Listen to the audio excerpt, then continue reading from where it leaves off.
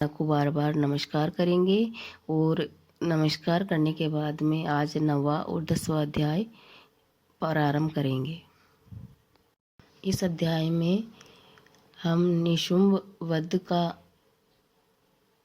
पाठ करेंगे और कैसे माँ निशुंभ का वध करती है। तो पाठ इस प्रकार है।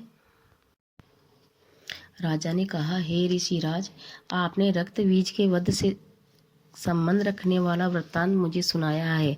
अब मैं रक्त बीज के मरने के पश्चात क्रोध में भरे हुए शुंभ और निशुंभ ने जो कर्म किया है वे सुनना चाहता हूँ। महर्षि मेधा ने कहा, रक्त बीज के मारे जाने पर शुंभ और निशुंभ को बड़ा क्रोध आया और अपनी बड़ी सेना को लेकर इस प्रकार से विनाश होते देख निशुंभ देवी पर आक्रमण करने के लिए दौड़ा। उसके साथ बहुत बड़े बड़े असुर भी देवी को मारने के लिए दौड़ पड़े और महापराक्रमी शुंभ अपनी सेना सहित चंडिका को मारने के लिए बढ़ा। फिर शुंभ और निशुंभ का देवी से घोर युद्ध होने लगा और वह दोनों असुर इस प्रकार देवी पर बाण फेंकने लगे जैसे मेघा से वर्षा हो रही हो। इन दोनों के चलाए हुए बाणों को देवी ने अपने बाणों से काट डाला और अपने शस्त्रों की वर्षा से उन दोनों दैत्यों को चोट पहुंचाई। निशुंभ ने तीक्ष्ण तलवार और चमकती हुई ढाल लेकर देवी की ओर सिंह पर आक्रमण किया। अपने वाहन को चोट पहुंचती देखकर देवी ने अपने शूरप्र नामक बाण से निशुंभ की तलवार व ढाल दोनों को ही काट डाला। तलवार और ढाल कट जाने पर निशुंभ ने देवी पर शक्ति से प्रहार किया। देवी ने अपने चक्र से उसके 2 टुकड़े कर दिए। फिर क्या था, दैत्य मारे क्रोध की जल भुन गया और उसने देवी को मारने के लिए उसकी ओर शूल फेंका, किंतु देवी ने अपने मुक्के से उसको चूर चूर कर डाला। फिर उसने देवी पर गदा का प्रहार किया। देवी ने त्रिशूल से गदा को भस्म कर डाला। इसके पश्चात वह फरसा हाथ में लेकर देवी की ओर लपका। देवी ने अपने तीखे बाणों से उसे धरती पर सुला दिया।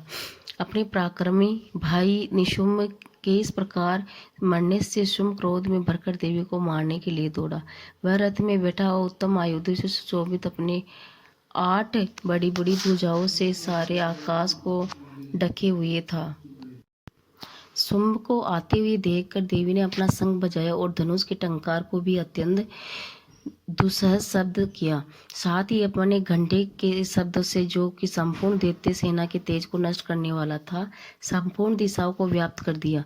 इसके पश्चात देवी ने सिंह ने भी अपनी दहाड़ से, जिसे बड़े बड़े बलवान को मद चूर चूर हो जाता है, आकाश ध्वनि और 10 दिशाओं की पूरित कर दिया। फिर आकाश में उछलकर काली ने अपने दांतों और हाथों को पृथ्वी पर पटका। उसके ऐसा करने से ऐसा शब्द हुआ जिससे कि उससे पहले के सारे शब्द शांत हो गए। इसके पश्चात शिवदूती ने असुरों के लिए भयंकर उत्पन्न करने वाला अट्टहास किया, जिसे सुनकर वह दैत्य थर्रा उठे और शुंभ को बड़ा क्रोध आया। फिर अंबिका ने उसे अरे दुष्ट, खड़ा रहे कहा तो आकाश में सभी देवता जय जय जय बोल उठे। शुंभ ने कहा, आकर ज्वालाओं से युक्त एक अत्यंत भयंकर शक्ति छोड़ी, जिसे आते देखकर देवी ने अपने मोहलक नामक शक्ति से काट डाला। हे राजन, फिर शुंभ के निशान सिंहनाद से तीनों लोग व्याप्त हो गए और उसकी प्रतिध्वनि से ऐसा घोर शब्द हुआ जिससे उससे पहले के ये सब शब्द को जीत लिया। शुंभ के छोड़े बाणों को देवी के छोड़े बाणों को शुंभ ने अपने बाणों से काट सैकड़ों और हजारों टुकड़ों में परिवर्तित कर दिया। इसके पश्चात जब चंडिका ने क्रोध में भरकर शुंभ को त्रिशूल से मारा तो वह मूर्छित होकर पृथ्वी पर गिर पड़ा। जब उसकी मूर्छा दूर हुई तो वह धनुष लेकर आया और अपने बाणों से उसने देवी, काली और सिंह को घायल कर दिया। फिर उस राक्षस ने 10,000 भुजाएं धारण करके चक्रादि आयुधों से देवी को आच्छादित कर दिया। तब भगवती दुर्गा ने कुपित होकर अपने बाणों से उन चक्रों और बाणों को काट डाला। यह देखकर निशुंभ हाथ में गदा लेकर चंडिका को मारने के लिए दौड़ा। उसके आते ही देवी ने तीक्ष्ण धार वाले खड्ग से उसकी गदा को काट डाला। उसने फिर त्रिशूल हाथ में ले लिया और देवताओं को दुखी करने वाली निशुंभ को त्रिशूल से हाथ में लिए हुए आता देखकर चंडिका ने अपने शूल से उसकी छाती पर प्रहार किया और उसकी छाती को चीर डाला। शूल विदर्णी हो जाने से उसकी छाती में से एक उस जैसा ही पराक्रमी दैत्य ठहर जा कहता हुआ निकला।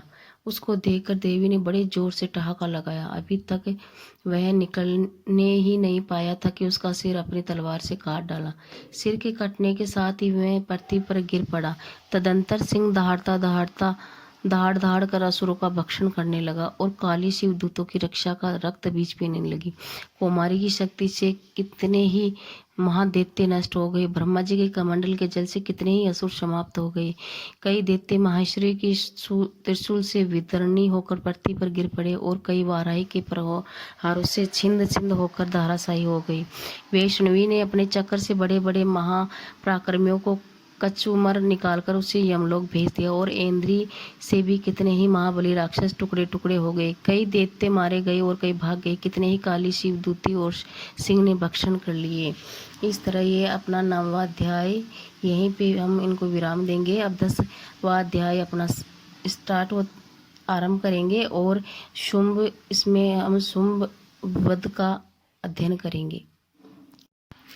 महर्षि मेधा ने कहा, हे राजन, अपने प्यारे भाइयों को मरा हुआ तथा सेना को नष्ट हुई देखकर क्रोध में भरकर दैत्यराज शुंभ कहने लगा, दुष्ट दुर्गे, तू अहंकार से गर्व मत कर, क्योंकि तू दूसरों के बल पर लड़ रही है। देवी ने कहा, हे दुष्ट, देख, मैं तो अकेली हूँ। तू संसार में मेरे सिवा कौन सा दूसरा है।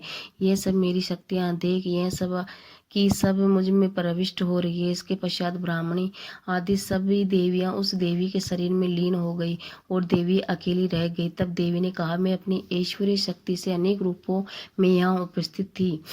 उन सब रूपों को मैंने समेट लिया है। अब अकेले ही मैं यहीं खड़ी हूँ, तुम भी यहीं ठहरो। महर्षि मेधा ने कहा, देवताओं तथा राक्षसों के देखते देखते देवी और तथा शुंभ ने भयंकर युद्ध होने लगा। अंबिका देवी ने सैकड़ों अस्त्र शस्त्र छोड़े। उधर देवराज ने भी इस भयंकर अस्त्रों का प्रहार आरंभ कर दिया। देवी के छोड़े हुए सैकड़ों अस्त्रों से दैत्य ने अपने अस्त्रों द्वारा काट डाले। इस प्रकार शुंभ ने भी अस्त्र छोड़े हुए देवी ने अपने भयंकर ओंकार के द्वारा ही काट डाली। देवी ने जब सैकड़ों बाण छोड़कर देवी को ढक लिया तो क्रोध में भरकर देवी अपने बाणों से उसके धनुष को नष्ट कर डाला। धनुष नष्ट हो जाने पर देवेंद्र ने शक्ति चलाई, लेकिन देवी ने उसे काट कर फेंक दिया। फिर दैत्येंद्र चमकती हुई ढाल लेकर देवी की ओर दौड़ा, किंतु जब देवी के समीप पहुंचा तो पहले देवी ने अपने तीक्ष्ण बाणों से उसकी चमकने वाली ढाल को भी काट दिया। फिर दैत्येंद्र का घोड़ा मर गया, रथ टूट गया, सारथी मारा गया।